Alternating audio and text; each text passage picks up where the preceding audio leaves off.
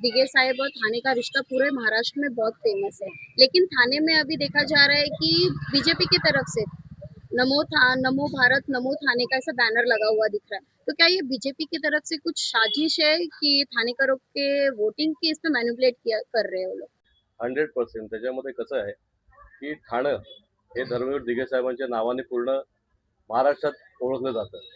बाळासाहेबांनंतर ह्या ठाण्यामध्ये जे पक्ष वाढवलेला आहे तो फक्त आणि फक्त दिघे साहेबांनी वाढवले. आता हे फक्त लोकांना, स्थानिक लोकांना आणि जे स्वतःला शिवसैनिक म्हणतात ते स्वतःला खिजवण्याचं काम बीजेपी करते.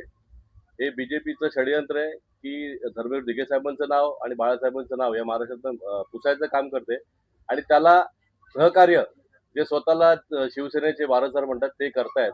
तर भविष्यात आम्ही हे होऊ देणार नाही. खरी शिवसेना ही तुम्ही बघत असाल जी रस्त्यावर फिरते, त्यासोबत आता महाराष्ट्र नवनिर्माण सेना सुद्धा जुळलेली आहे. त्यामुळे बाळासाहेब आणि धर्मवीर दिघे साहेब यांचं नाव या महाराष्ट्रात सुद्धा कोणी पुसू शकत नाही. नमो ठाणे कधीच होऊ शकत नाही. भले तुम्ही कितीही ठिकाणी नमो नाव द्या, पण हे ठाणे जे आहे ते सर्व धर्मवीर दिघे साहेबांचंच आहे, ते राहणारच आहे.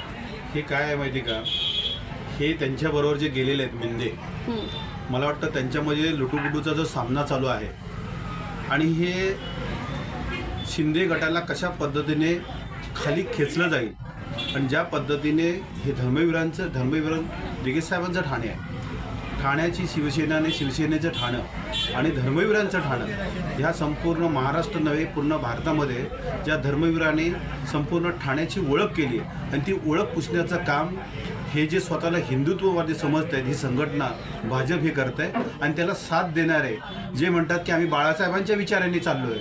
मला असं वाटतं नक्की हे बाळासाहेबांचे विचार आहेत का, ह्याला हे एकदा ह्या ठाण्याचे जे उपमुख्यमंत्री आहेत त्यांना आपण विचारलं पाहिजे. तुम्ही नक्की ठाणे नेताय कुठे?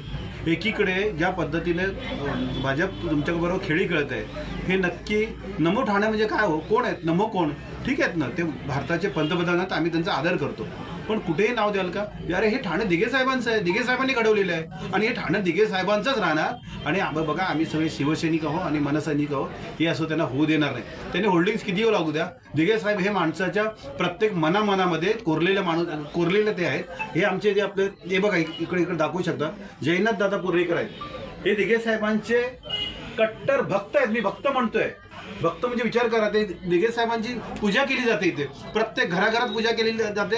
कधीतरी त्या टेंबी नाक्याला जे व्यापारी आहेत त्यांच्या दुकानात जावा, तिथे प्रत्येक ठिकाणी देवाच्या बाजूला दिघे साहेबांचा फोटो आहे, पण त्यांना पुसण्याचं काम करताय तुम्ही. हे असं होऊ देणार नाही. ठाण्याची जनता खूप सुज्ञ आहे आणि येणाऱ्या ठाणे महानगरपालिकेच्या मतदान पत्रिकेमध्ये ह्यांचा सगळ्यांचा नामोनिशाण मिटणार आहे, एवढं नक्की मी निश्चित सांगतो.